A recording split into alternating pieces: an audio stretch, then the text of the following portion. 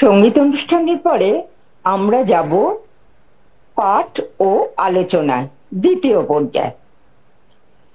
Synthesis of yoga written by Shri Aurobindo.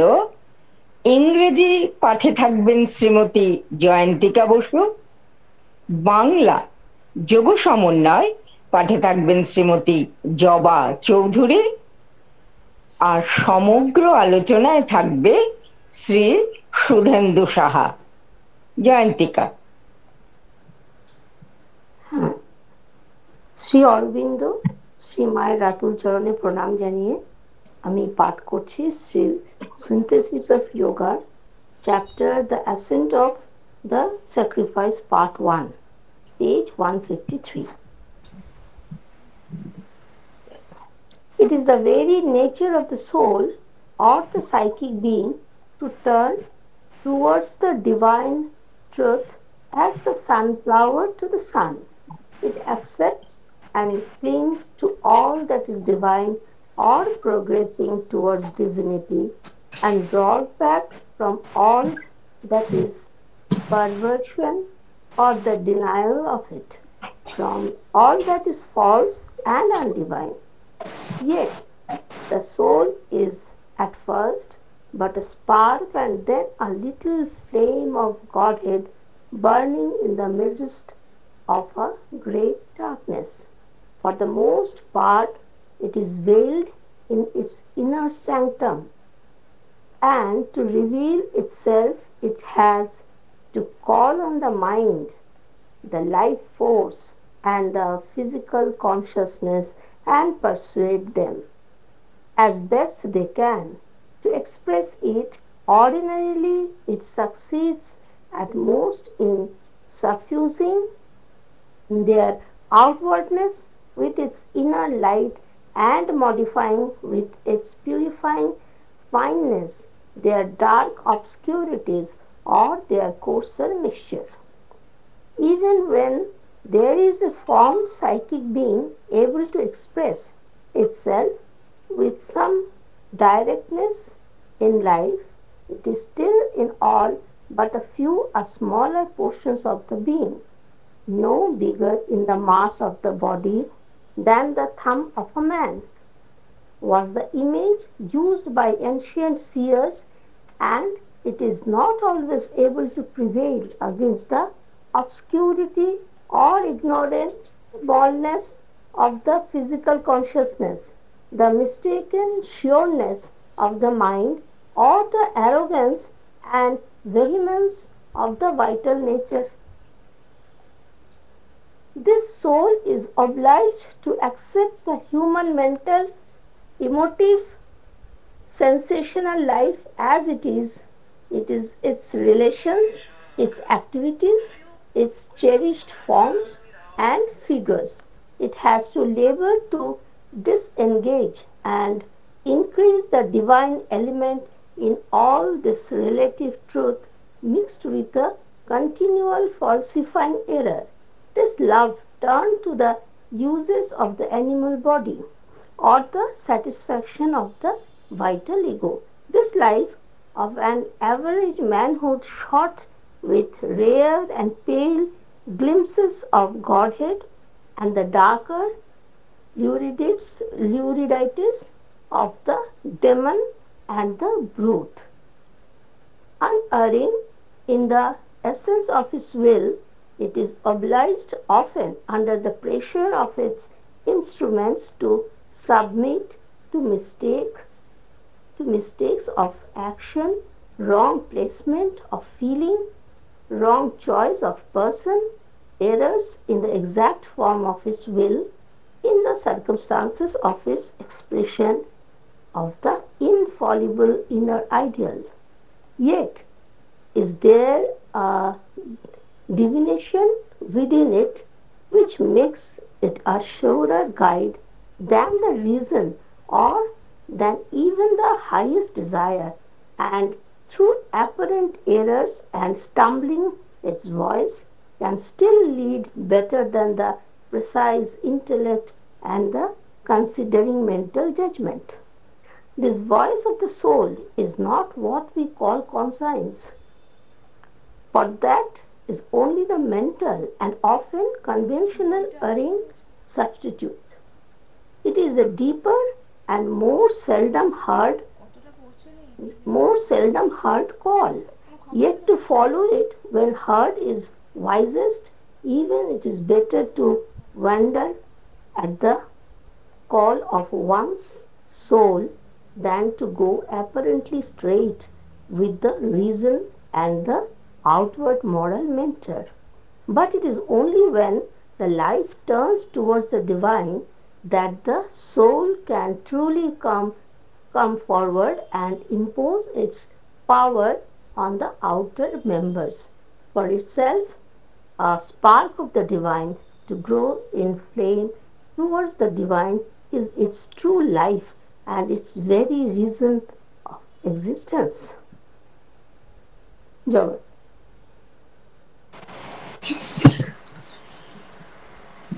ওম শ্রী অরবিন্দ মীরা।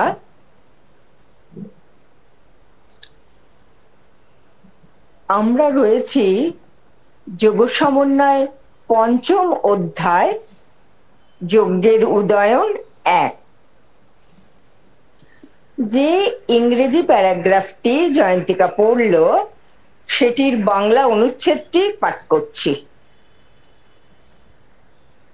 সূর্যমুখী ফুল যেমন ফেরে সূর্যের দিকে, অন্তঃপুরুষ বা চৈত্য পুরুষের স্বভাব হলো তেমন ফিরে থাকা দিব্য সত্যের দিকে, যা সব দিব্য বা দিব্যত্বের দিকে এগিয়ে চলে।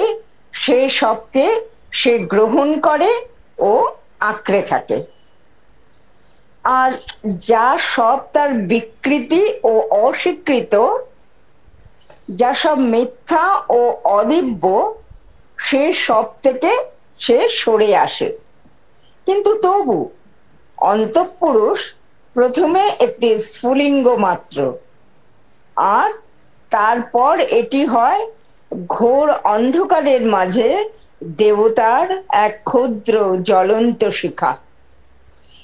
বেশিরভাগই সে ঢাকা থাকে তার আন্তর্নিভৃত কক্ষে। আত্মপ্রকাশ করতে হলে তাকে ডাকতে হয় মন, প্রাণশক্তি ও শারীর চেতনাকে, আর তাদের সাধ্যমতো তাকে প্রকাশ করার জন্য তাদের রাজি করাতে হয়।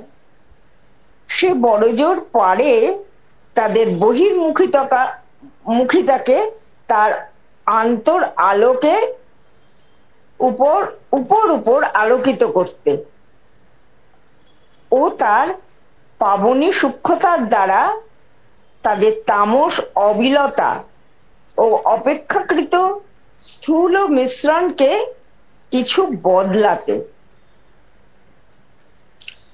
এমনকি যখন চৈত্য পুরুষ গঠিত হয় আর কিছুটা সাক্ষাৎভাবে জীবনের মাঝে নিজেকে প্রকাশ করতে সক্ষম হয়, তখনও এ অল্প কয়েকজন ছাড়া অন্য সকলের মাঝে সত্তার অতি ক্ষুদ্র অংশ।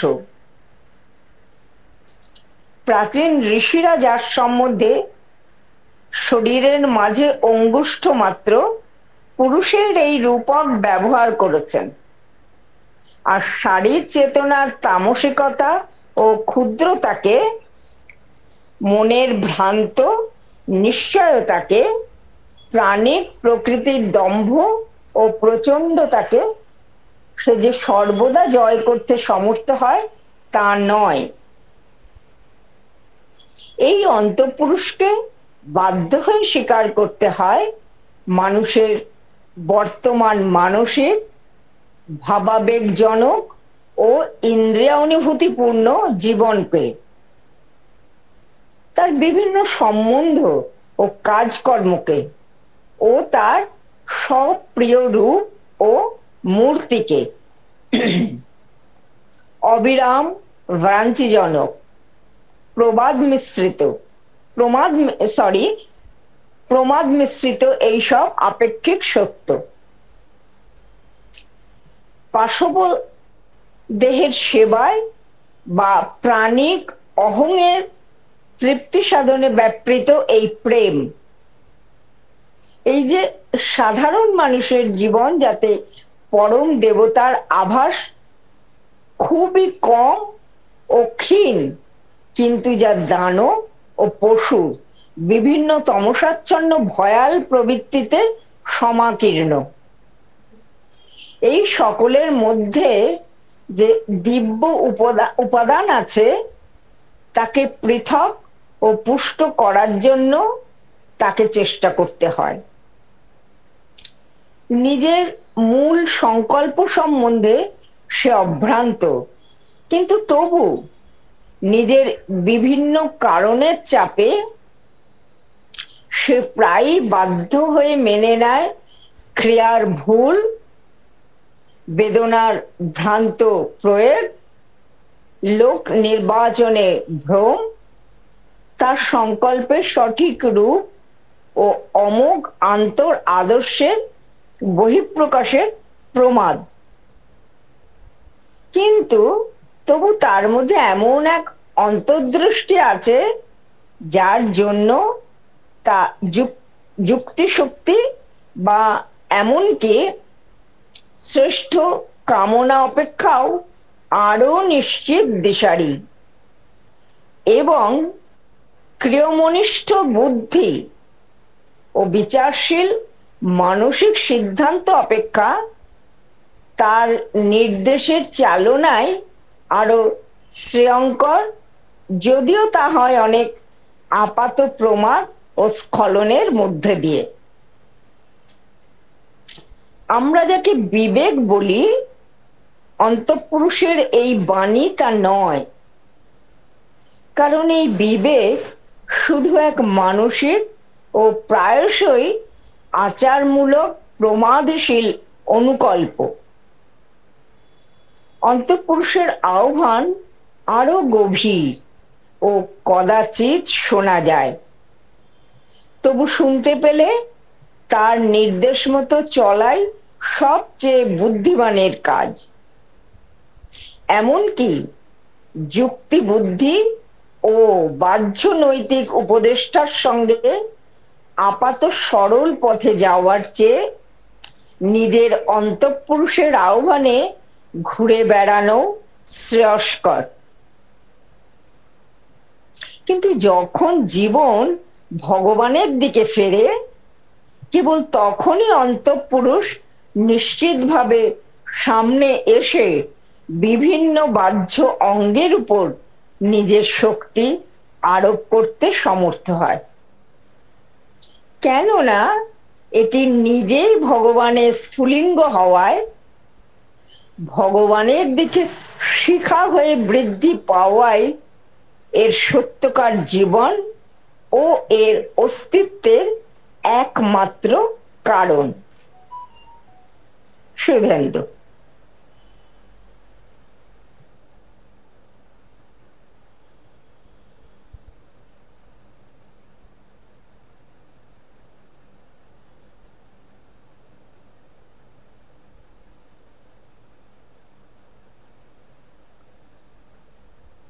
ওম Shri Aurobindo Mira. Shri Aurobindo society, West Bengal state committee, Shri Aurobindo society east Calcutta branch এবং উপস্থিত শ্রী অরবিন্দ শ্রীমায়ের আগ্রহী অন্বেষু সাধক সাধিকা বৃন্দ, সবাইকেই আন্তরিক শ্রদ্ধা নিবেদন করি।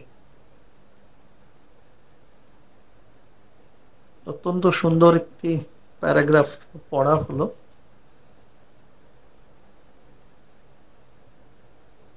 শুরুতেই এই যে বলা হচ্ছে যে সূর্যমুখী ফুল যেমন করে সূর্যের দিকে ফেরে সূর্যের দিকে,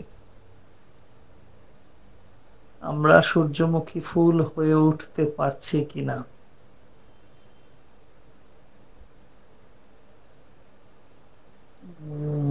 আগের সপ্তাহে যেখানে আমরা বোধহয় এখনো কবি পক্ষে আছি, কালকের দিনটাও রয়েছে কবি পক্ষে, তারপরে নজরুল পক্ষ আবার শুরু হয়ে যাবে। এরকম একটা গানের কলি বোধহয় বলেছিলাম যে মুছে যাক গ্লানি, ঘুচে যাক জরা, অগ্নি স্নানে শুচি হোক ধরা।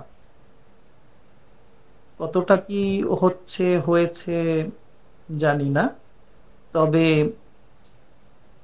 বৃষ্টির প্রপাত ধারায় ধরণীতল অনেকটাই শীতল হয়েছে।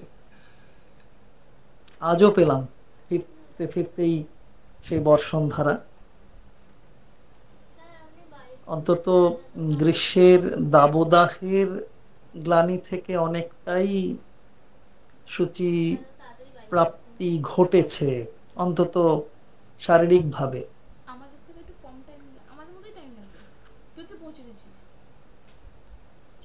শ্রী অরবিন্দ পূর্ণযোগের বিষয় তুলে ধরছেন। আমরা অনুচ্ছেদের পরে অনুচ্ছেদগুলো যতই এগোচ্ছি, তা সেই পূর্ণযোগ সম্পর্কে এরকম কথা আমরা বলতেই পারি, শ্রী অরবিন্দের কথা অনুসরণ করে, মায়ের কথা অনুসরণ করে, কখনো কখনো অনুকরণ করে, যে পূর্ণযোগ চৈত্য পুরুষের সত্য সন্ধান দেয়, মিথ্যা সন্ধান দেয় না। মিথ্যা পুরুষের সন্ধান পূর্ণযোগ দেয় না, পূর্ণযোগ চৈত্য পুরুষের সত্য সন্ধান দেয়। মানুষ বা মানব সম্প্রদায়, মানব কুল সেই পূর্ণযোগ অনুশীলন করতে পারেন না। তবু জানি সে কথা, মানুষের চিত্ত নদী উভয়ত বাহিনী, বহতি পাপায় বহতি চ কল্যাণায়। তাই না? আমরা পড়তে পড়তেই তো দেখি যে আবেগের নদী পাপ ও কল্যাণ উভয়ের দিকেই বওয়ানো যায়। আবেগের নদী, আমরা আবেগের নদীর প্রবাহে ভাসমান থাকব নাকি অন্য কিছু? আবার আবেগের নদী পাপের দিকেও নিয়ে যায়, কল্যাণের দিকেও নিয়ে যায়। আমরা কোন দিকে যাব তার উপরে নির্ভর করে। তবে যোগ, পূর্ণ যোগ আমাদের চিত্ত নদীর স্রোত নিয়ন্ত্রিত করে, যোগ করে। পূর্ণযোগ আরো গভীরতর সত্যের সন্ধান দিয়ে চিত্ত নদীকে আরো, তার চিত্ত নদীর স্রোতকে আরো গভীরতর ভাবে, সত্যতর ভাবে নিয়ন্ত্রিত করে, পূর্ণতর করে নিয়ন্ত্রিত করে, অর্থাৎ পারতপক্ষে দিব্যমুখী করে।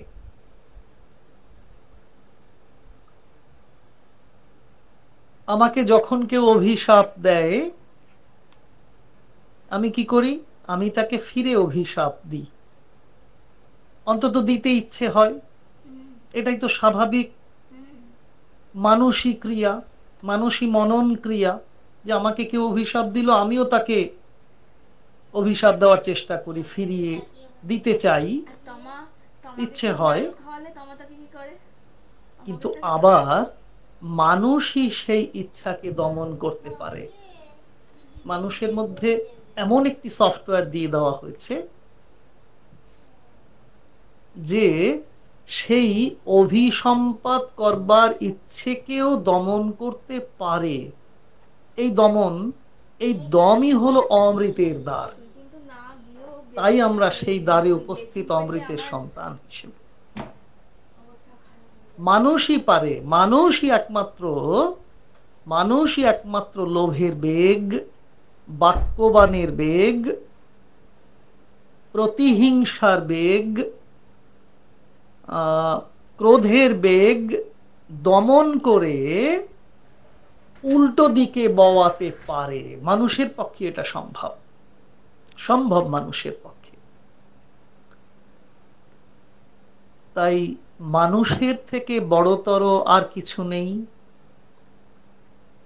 আমরা শান্তি পর্বে সেই শ্লোক দেখেছি, ন মানুষাত শ্রেষ্ঠতরম হি কিঞ্চিত। মানুষের চেয়ে, মানুষের থেকে বড়তর আর কিছু নেই।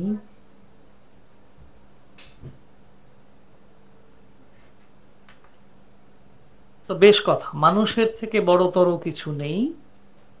আমরা সত্যের সন্ধান করতে পারি, আমরা সমদমের অধিকারী হই, আমরা অনেক আবেগের বেগকে দমন করে উল্টো দিকে বওয়াতে পারি,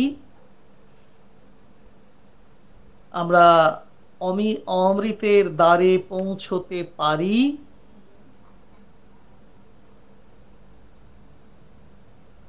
সত্য অন্তঃপুরুষ যখন জেগে ওঠে, এগুলো সম্ভব। আমাদের অন্তঃপুরুষ রয়েছেন আমার ভিতরে, আর তিনি যখন সত্য অন্তঃপুরুষ, প্রকৃত অন্তঃপুরুষ যখন জেগে ওঠেন, তখন তখন আর কোনো অশ্রেষ্ঠতর কিছু হতেই পারে না। এতদিন ভুল হচ্ছিল, সেই ভুলগুলো নির্ভুল হয়ে ওঠে। মানুষের শ্রেষ্ঠতা ওই যে না মানুষাত শ্রেষ্ঠতরম হি কিঞ্চিত। মানুষের শ্রেষ্ঠতা, মানুষের শ্রেষ্ঠতা কি? মানুষের শ্রেষ্ঠতা শ্রী ভগবানের দিকে ফেরা, শ্রী ভগবান হয়ে ওঠা, সেই দিকেই মানুষ এগোতে থাকে। অর্থাৎ অঙ্কের সূত্রের মতো আমরা একেবারে স্বতঃসিদ্ধ প্রমাণ যে মানুষের মধ্যে সত্য অন্তঃপুরুষ বিরাজমান এবং তিনি জেগে উঠেছেন বলেই মানুষ শ্রী ভগবানের দিকে ফিরতে পারে, ভগবান শ্রী ভগবান হয়ে উঠতে পারে, সেই দিকেই মানুষ এগোতে থাকে। তখন চলতে গেলে তো একটা বাহন চাই, চলার বাহন হয় চৈত্য সত্তা, চৈত্য পুরুষ, সত্য অন্তঃপুরুষ চলার বাহন হয়ে ওঠে। আমাদের সবার জীবনে যদি তা হয়ে উঠতো, কি সৌভাগ্যের অধিকারী আমরা হয়ে উঠতে পারি। শ্রী অরবিন্দ বারবার বলছেন, শ্রীমা বারবার বলছেন, কেন যাব না? আমরা একটু যদি তত্ত্ব তল্লাশ করি, অনুসন্ধান করি, দেখব চৈত্য পুরুষের দুরন্ত এক চৌম্বকত্ব আছে। তার চৌম্বক শক্তি অসীম, অশেষ, সীমাহীন। আমরা যতই মিথ্যার দিকে যাই না কেন, অবিন্যস্ততার দিকে যাই না কেন, বিষমতার দিকে যাই না কেন, তিনি আমাদের টেনে আনেন। আমরা যেন সত্যের পথে থাকতে পারি, আমরা যেন বিন্যস্ত হতে পারি, আমরা যাতে সৌষম্য বজায় রেখে চলতে পারি। তাহলে চৈত্য পুরুষের ওই যে দুরন্ত চৌম্বকত্ব, তাতে আমরা সত্যতা খুঁজে পাই, সুন্দরতা খুঁজে পাই, প্রেমময়তা খুঁজে পাই, সৌভাগ্যময়তা খুঁজে পাই, দিব্যতাকে খুঁজে পাই। এবং তাই চৈত্য পুরুষ তার চৌম্বকত্ব দিয়ে সত্য, সুন্দর, প্রেম, সৌভাগ্য, দিব্যতাকেই সবসময় আকর্ষণ করে। সত্য অন্তঃপুরুষ, চৈত্য পুরুষ কখনো মিথ্যাকে আকর্ষণ করে না, অবিন্যস্ততাকে আকর্ষণ করে না, অসৌষম্যকে আকর্ষণ করে না।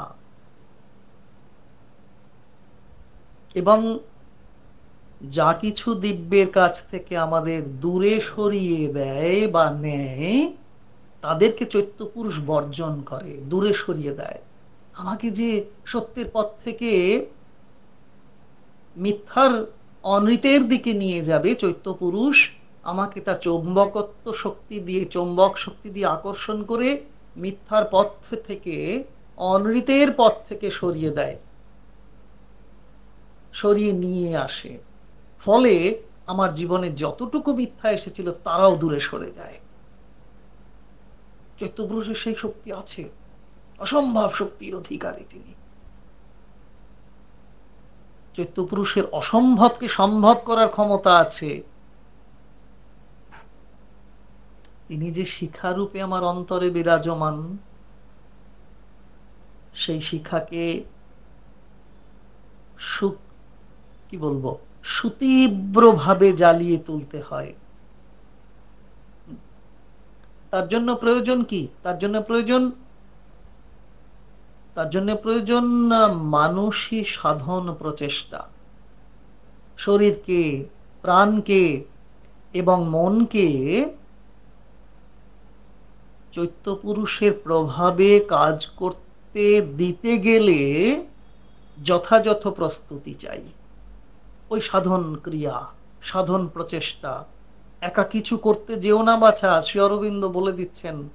তাহলে আমার আগে যিনি সেই সত্যানুভূতি গ্রহণ করেছেন, উপলব্ধি করেছেন, সত্য বোধে জাগ্রত হয়েছেন যিনি, তার সহায়তা নিতে পারি, তার পাদদেশে শিষ্যের আনুগত্য নিয়ে, সেবকের আনুগত্য নিয়ে শিক্ষা গ্রহণ করতে পারি।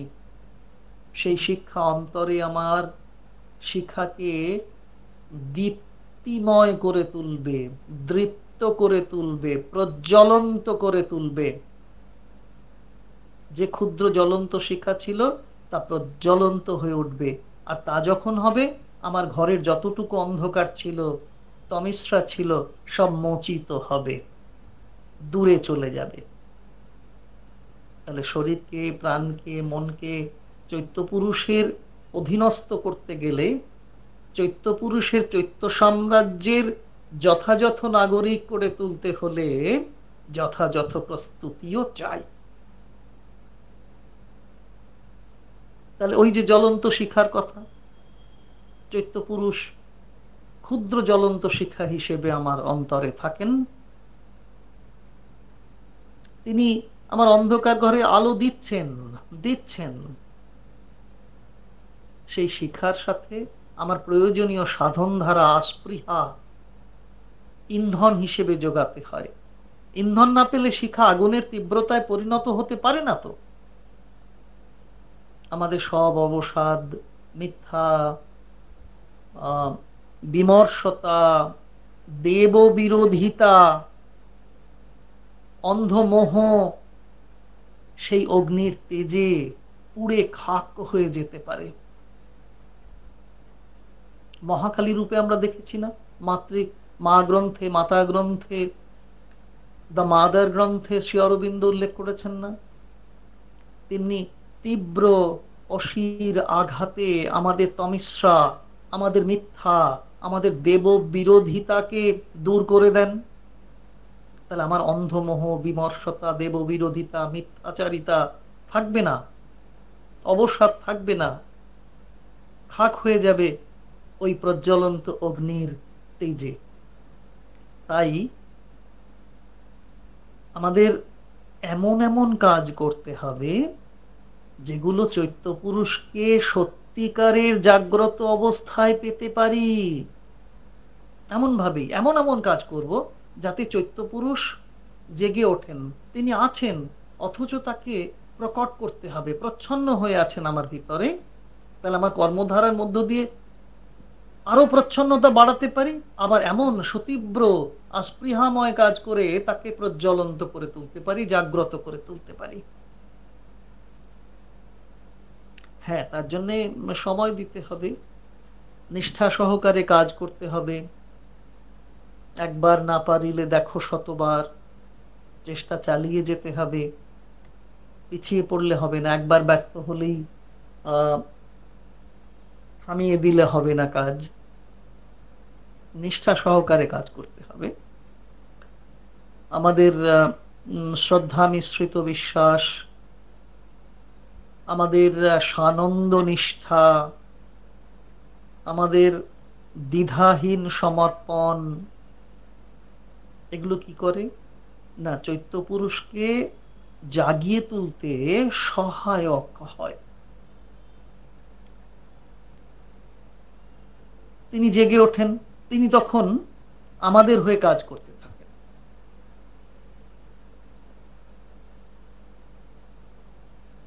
এতদিন এতদিন যে কাজে নিজেদেরকে উদ্যোগ নিতে হয়েছে, ওই যে ব্যক্তিগত উদ্যোগ নিতে হয়েছে, মূল স্রোতে মিশে যাওয়া হয়নি, চৈত্য পুরুষ প্রকট হননি, হতে দিইনি, ততদিন বারবার উদ্যোগ নিতে হয়েছে। ওই ত্যাগ করার গল্পের কথা মা বলেছেন না, যে আমি এমন লোককে দেখেছি একটি বিষয়ে 250 বার তাকে ত্যাগ করতে দেখেছি। তার মানে 250 বার ত্যাগ করলে 249 বার অন্তত শুরু করেছেন, বা 251 বার তিনি শুরু করেছেন। তাহলে আমাদের ওই ব্যক্তিগত উদ্যোগটা অনেকটা ওই রকমই হয়ে যায়। মন্দ জিনিসকে ত্যাগ করি, আবার তাকে গ্রহণ করি, গ্রহণ বর্জনের মধ্যে। কিন্তু না, ওই যে ব্যক্তিগত উদ্যোগ ছিল, এতদিন যে কাজে নিজেদেরকে উদ্যোগ নিতে হচ্ছে ব্যক্তিগতভাবে, চৈত্য পুরুষের প্রত্যক্ষ প্রভাব যখন আমার উপরে কাজ করবে, আমাদের উপরে কাজ করবে, তখন চৈত্য পুরুষের প্রত্যক্ষ প্রভাবের ফলে কি না, সে কাজগুলো গুছিয়ে আসবে, নিপুণতা পাবে, আলাদা করে আর উদ্যোগ নিতে হবে না, সহজাত প্রবণতা অনুযায়ী আমি সেই কাজটি করব, কোনো যান্ত্রিকতা সেখানে নয়। ওই মেকানিক্যাল মাইন্ডের, যান্ত্রিক মনের ক্রিয়া সেখানে নয়। আমরা বেশিরভাগ ক্ষেত্রেই মেকানিক্যাল মাইন্ড দিয়ে, মাইন্ড ফ্যাকাল্টি দিয়ে কাজ করে থাকি, যান্ত্রিকভাবেই আমরা কাজগুলো করে থাকি। এখন যে স্পেশালাইজেশনের, বিশেষায়নের যুগ এসেছে, সেখানে মানসিক ক্ষেত্রের যান্ত্রিকতাকেই বেশিভাবে গুরুত্ব দেওয়া হচ্ছে। শ্রী অরবিন্দ এখানে খুব সুন্দরভাবে, শ্রীমা খুব সুন্দরভাবে আমাদের শাসন করেছেন। আমরা যদি তার শিষ্য শিষ্যা হই, তাহলে আমরা শাসন করার যোগ্য। তাহলে শাসন করার যোগ্য হিসেবে আমরা যদি শিষ্য শিষ্যা হয়ে থাকি, তাহলে তাদের শিক্ষাকে আমরা গ্রহণ করব, শাসনকে গ্রহণ করব, মানব। তা যখন মানব, প্রত্যেকটি কাজ গুছিয়ে যাবে, নিপুণতা পাবে, সৌষম্য আসবে, আলাদা করে আর উদ্যোগ নিতে হবে না, সবই তখন স্বচ্ছন্দ, সুন্দর, অনায়াস। মায়ের গল্প আছে, মায়ের লেখা, পুরনো লেখা, এরকম অসম্ভব সুন্দর সুন্দর গল্প আমরা অল ইন্ডিয়া ম্যাগাজিন, অখিল ভারত পত্রিকায় ছেপেই চলেছি বছরের পর বছর। অনেকেই বলেন পুনরাবৃত্তি হচ্ছে, পুনরাবৃত্তি তো হবেই, পুনরাবৃত্তি তো হবেই। যে জিনিস আমরা ভুলে যাচ্ছি তাকে আবার নতুন করে মনে করানোর জন্য পুনরাবৃত্তির দরকার। তাই আমরা দেখব আমাদের কাজগুলো স্বচ্ছন্দ, সুন্দর, অনায়াস হচ্ছে কিনা, কোনো বাহুল্য তাতে থাকছে কিনা দেখতে হবে। পরীক্ষা করে নিজের কাছে নিজেই পরীক্ষা দিতে পারবো, কাজের শেষে ক্লান্তি বা উচ্ছ্বাস আসছে কিনা। যদি সত্য সত্যই চৈত্য পুরুষ প্রকট হয়ে থাকেন, তার নির্দেশ অনুযায়ী আমি কাজ করে থাকি, আমরা কাজ করে থাকি, তাহলে কাজের শেষে ক্লান্তিও আসবে না, উচ্ছ্বাসও থাকবে না, থাকবে কাজ করার আনন্দ। সেই আনন্দ, সেই আনন্দ, সেই আনন্দ হলো চৈত্য পুরুষ রূপী পরমকেই প্রকাশিত করা। সেই আনন্দের উৎসরণের মধ্য দিয়ে অনেকেই আছেন, কাজ করেন, নির্ভেজাল আনন্দ নিয়ে কাজ করেন, কোনো স্বার্থ থাকে না, কোনো শর্তও তা আরোপ করেন না। খুব খুব খুব খুব সীমিত কিছু মানুষ উপলব্ধি করেন এই সত্যকে। সকলেই যে কি বলবো, সকলেই যে চৈত্য পুরুষকে নিজের ভিতরে স্পষ্টভাবে জাগিয়ে তুলতে পারেন তা নাও হতে পারে।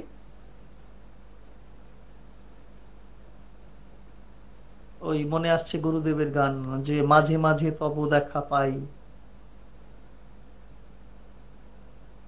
বা এরকম যদি আমরা মনে করি যে এক ঝাঁকুনিতে অনেক কাজ সাফল্যের সঙ্গে করে ওঠার পরে আমরা এরকম বলি না, আমি সহসা আমারে চিনেছি, আমার কুলিয়া গিয়াছে সব বাঁধ। এরকমও তো হয়। কিন্তু এখানেই শেষ নয়। যে চৈত্যপুরুষ আমাদের ভিতরে বৃদ্ধ অঙ্গুলির মতো রূপ নিয়ে অবস্থান করছেন, অনেক সময় তা আমাদের কাছে কথার কথা থেকে যায়, মুখস্থ বলে যাই, আউড়ে যাই, কিন্তু তার সত্য আঙ্গিককে ধরতে পারি না।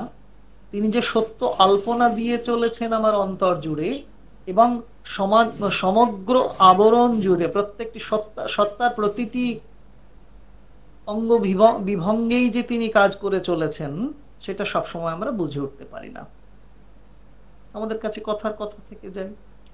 তাই তার নীরব ভাষা, তার নীরব নির্দেশ বুঝে উঠতে পারি না। স্বাভাবিকভাবেই শরীর অবসন্ন হয়, রোগগ্রস্ত হয়, প্রাণের দম্ভ থেকেই যায়। শরীরের দুর্বলতাকে প্রাণের অহংকার এবং মনের ভ্রান্ত বিচার ক্ষমতা দিয়ে আমরা অবদমিত করি।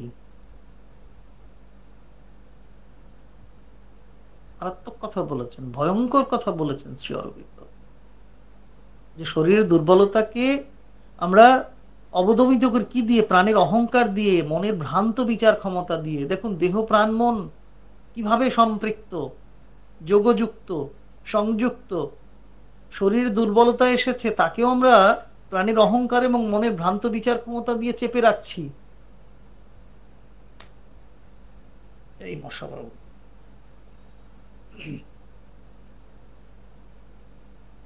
ফলে চৈত্যপুরুষ আমাদের ভিতরে দ্রষ্টা থেকেও, নির্দেশক হিসেবে থেকেও আমাদের দৈহিক, প্রাণিক ও মানসিক স্তরের ক্ষুদ্রতাকে, সীমিতিকে পরিবর্তন করাতে পারে না। তিনি নিয়ন্ত্রণ করেন, কিন্তু আমরা যে সাড়া দিই না। শরীরের দুর্বলতাকে আমরা অনেক সময় মেনে নিতে পারি না, প্রাণের অহংকার দিয়ে চেপে রাখি, মনের বিচার বুদ্ধি দিয়ে, ভ্রান্ত বিচার ক্ষমতা দিয়ে তাকে নিয়ন্ত্রণ করার চেষ্টা করি। ফলে চৈত্যপুরুষ থেকেও আমার দৈহিক, মানসিক, প্রাণিক তার যে ক্ষুদ্রতাকে, তার লিমিটেশনসগুলোকে পরিবর্তন করাতে পারে না। এটা তো চৈত্য সত্তার অপূর্ণতা নয়, আমাদের অপূর্ণতা, যে তাকে পরিপূর্ণভাবে কাজ করতে দিইনি।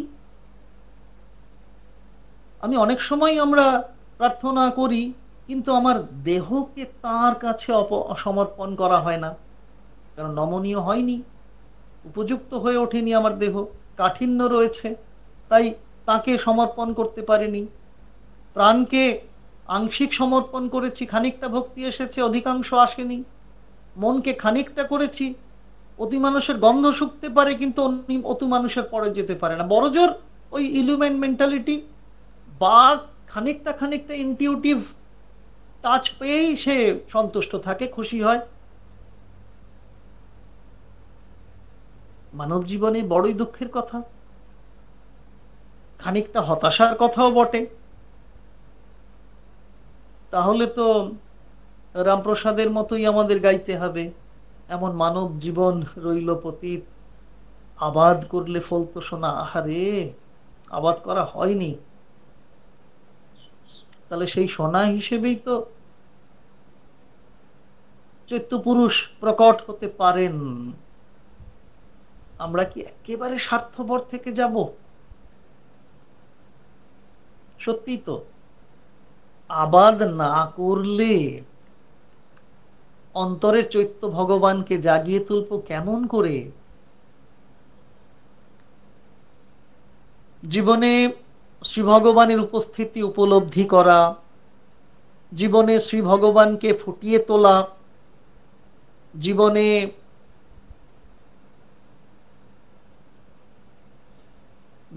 বলবো না, জীবনকে শ্রী ভগবানময় করে গড়ে তোলা, এই তো আমাদের কেন্দ্রীয় লক্ষ্য, কিন্তু তা হয়ে ওঠে না। তার জন্য যা যা করণীয় তা ঠিকঠাক করা হয় না। চাকরি, ব্যবসা, সাংগঠনিক নানাবিধ জটিলতা, সন্তান সন্ততির প্রতিষ্ঠা, ব্যাংকের কেওয়াইসি জমা দেওয়া, মিউচুয়াল ফান্ড, ফ্ল্যাট মেনটেনেন্স, এসব করতে করতেই জীবন জেরবার আমাদের। প্রভু, তোমার কথা ভাববো কখন, ডাকবো কখন? তাই কি হয়, আমাদের ব্যবহারিক জীবন তার নির্দেশ মতো গড়ে ওঠে না, গড়া হয়ে ওঠে না। সেখানে আমাদের অন্তঃপুরুষ আমাদের দেহগত, প্রাণগত এবং মনোগত চেতনা অনুযায়ী নীরব হয়ে বসে থাকেন। আমরা আমরা তাকে যেমন যেমন ভাবে ভাবি, তিনি তেমন হয়েই তো দেখা দেন।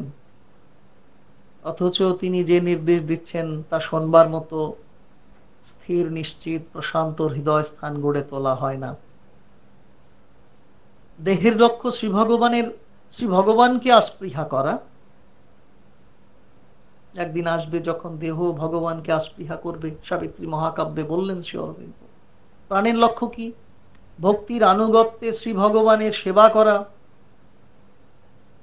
মনের লক্ষ্য সচ্চিদানন্দের বিভাব স্বরূপ অতিমানসকে অর্জন করা।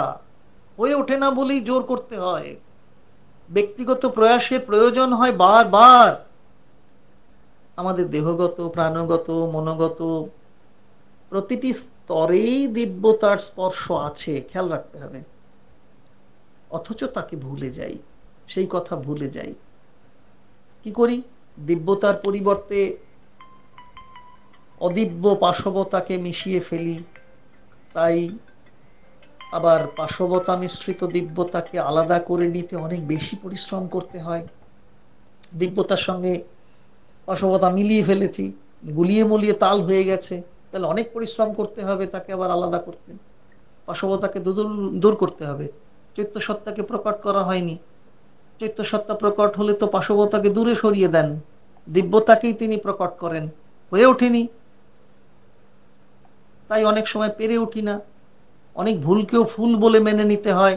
যা করতে ভিতর সত্তা অনুমতি দেয় না, তাও পেশাগত বাধ্যবাধকতার জন্য করতে হয়।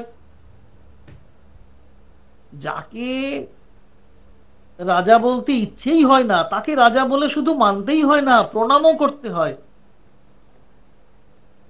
পেশাগত শ্রদ্ধা জ্ঞাপন। তবে পেশাগত শ্রদ্ধা জ্ঞাপন করতে গিয়ে অধিকাংশ ক্ষেত্রেই অন্তরতমকে যথাযথ শ্রদ্ধা নিবেদন করা হয় না। আর যখন মনে হয় এবার একটু নিশ্চিন্ত জীবন যাপন করব, একান্তে প্রেমাস্পদকে আশ্রয় করে জীবন কাটাবো, সেখানে অনেক খামতি থাকে। যাদের সঙ্গে থেকেছি এতদিন, বেশ ভালো মন্দের অংশীদার ছিলাম, তাদের পরোক্ষ উপস্থিতি আমার অন্তর্লোককে ব্যথিত করে, আজ ব্যতিব্যস্ত করে। এতদিনের অভ্যস্ত ব্যবহারিক জীবন থেকে বেরিয়ে এসেও যেন নিস্তার নেই আমাদের। এতদিন যা অভ্যাস হয়ে ওঠেনি, তা এখন অনভ্যাসের ফোঁটা হয়ে বিব্রত করতে থাকে। শ্রী ভগবানকেও প্রতিদিন আমাদের ভ্রান্তির কাছে, কার্পণ্যের কাছে পরীক্ষা দিতে হয়। তাকেও পরীক্ষা দিতে হচ্ছে আমার কার্পণ্যের কাছে, ভ্রান্তির কাছে, বিষমতার কাছে।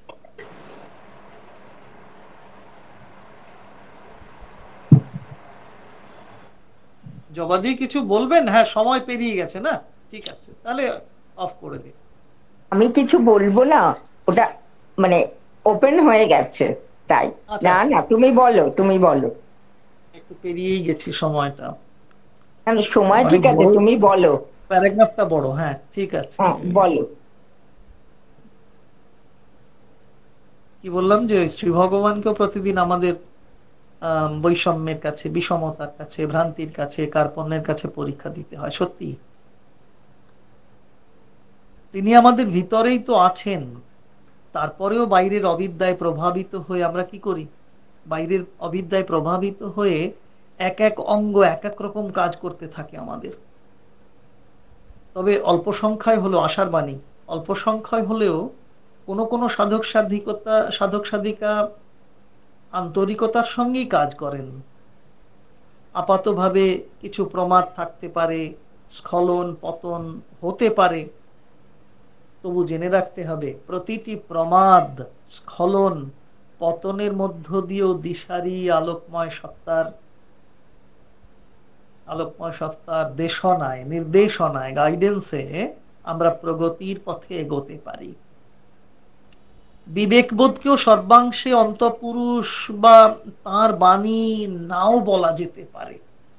কি অসম্ভব সুন্দর একটা কথা এখানে শ্রী অরবিন্দ তুলে ধরলেন। কারণ যাকে আমরা বিবেক বোধ বলি, সেগুলো আসলে মানসিক ব্যাপার। বেশিরভাগ ক্ষেত্রেই তাতে ভুল থাকে, তাতে নানা রকম আচারমূলক বিষয় থাকে। এই আচারমূলক যে রিচুয়ালিটি যদি বলি, আচার সর্বস্বতা, তা তো নিজেকে খুশি করার জন্যে। এও একরকম অহংকেই তৃপ্ত করা, তৃপ্তি বলবো না, তৃপ্ত করা।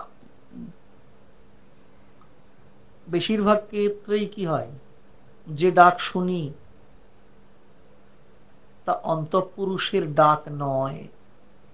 প্রাণিক স্তর থেকে আমাকে খুশি করার জন্যেও ডাক আসে বেশি সময়, নির্দেশ আসে অধিকাংশ সময়। যেগুলো সাফল্যের সঙ্গে করতে পারি, তৃপ্তি পাই। সাফল্য না এলে হতাশ, বিমর্ষ হয়ে যায়।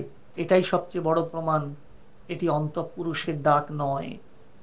অন্তঃপুরুষের ডাক হলে সাফল্যের জন্য তৃপ্তি আর ব্যর্থতার জন্য বিমর্ষতা কোনোটাই হয় না। অন্তঃপুরুষের ডাক অনেক গভীর, অনেক ডিপার। আমাদের মানসিক কান দিয়ে সেই ডাক শোনা খুব কঠিন। শেষ করে দিচ্ছি, সময় হয়ে গেছে। রবীন্দ্রনাথ কি একটা মনে পড়লো। রবীন্দ্রনাথ তো বলেই দিলেন ওই যে ওই গানটি, আহা তুমি ডাক দিয়েছ কোন সকালে, কেউ তা জানে না। সত্যি আমরা জানি না, কারণ সে ডাক শোনা হয়নি, শোনা হয়ও না। তবু চেষ্টা থাকে একটু যদি শোনা যায়। আর যদি একবারও শোনা যায়, সেই অনুযায়ী চলাই ভালো। ডাক আসে, আমরা ঠিক মতো শুনি না বলে সে ডাক আবার ফিরে চলেও যায়। ওই 15 তারিখ 15ই মে সাগর সেনের জন্মদিন গেল, বসে বসে কবিতা লিখছিলাম, তো তার সেই বিখ্যাত গান, রবি ঠাকুরের গান, অলি বারবার ফিরে আসে, অলি বারবার ফিরে যায়। তার ডাক আসছে আবার ফিরে যাচ্ছে আমার দরজা থেকে। আওয়ার অফ গডেও সেই প্রস্তুতি নিতে বলছেন শ্রী অরবিন্দ। তুমি অপ্রস্তুত থেকো না, তুমি প্রস্তুত থেকো। দরজা থেকে যেন দিব্য ফিরে না যান, ভগবান যেন তোমার দরজা থেকে ফিরে না যান। তুমি যেন তাকে আবাহন করে তোমার হৃদয় ক্ষেত্রে স্থান দিতে পারো। ডাক আসে, তবে আমরা ঠিক মতো শুনি না বলে সে ডাক আবার ফিরে যায়। বাইরের যুক্তি বুদ্ধি খাটানো বিষয় সাড়া দিয়ে বরং ভিতরের ডাকে সাড়া দেওয়া ভালো, বলছেন না একদম প্যারাগ্রাফের শেষ দিকে। আমরা বলবো কি, ব্যক্তিগত সাধনা চলতে থাকে, চলছে, সমষ্টিগত সাধনাও চলছে। জীবনে শ্রী ভগবান প্রকট হচ্ছেন, তিনি মানুষী জীবনকে অধিগ্রহণ করছেন। এই পার্থিব জীবন যখন তিনি প্রকটিত হচ্ছেন আমার জীবনে, তখন আমাদের জীবনকে অধিগ্রহণ করছেন। ফলে এই পার্থিব জীবন তখন দিব্য জীবনে উত্তীর্ণ হয়, দিব্য জীবনে রূপান্তরিত হয়। আমাদের সমবেত আস্পৃহা থাকুক, আমরা যেন দিব্য জীবনে উত্তীর্ণ হতে পারি। শেষ কথা জানাই, আমার দিনটি আজকে খুব আনন্দের। সবাই ভালো থাকুন, আনন্দে থাকুন।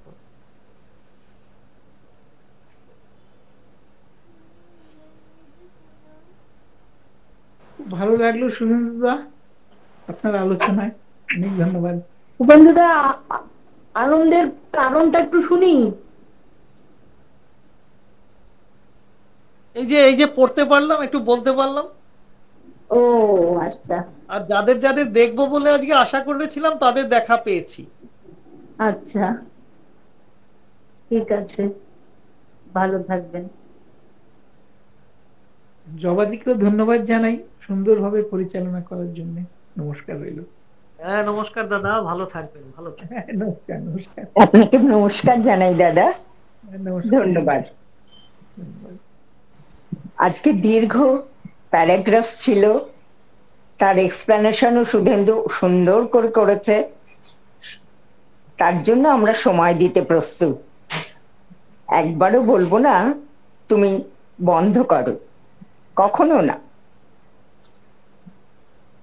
মা ও শ্রী অরবিন্দের চরণে প্রণাম ও কৃতজ্ঞতা জানিয়ে আজকের এই সান্ধ্য গুগল মিট অনুষ্ঠানে উপস্থিত প্রত্যেককে কৃতজ্ঞতা জানিয়ে আজকে আমাদের এই পাঠচক্র এখানেই ইতি টানছি। আগামী শুক্রবার ঠিক রাত ৮টায় আমরা আবার এখানে সবাই একসঙ্গে মিলিত হব। ভালো থাকবেন। শুভরাত্রি।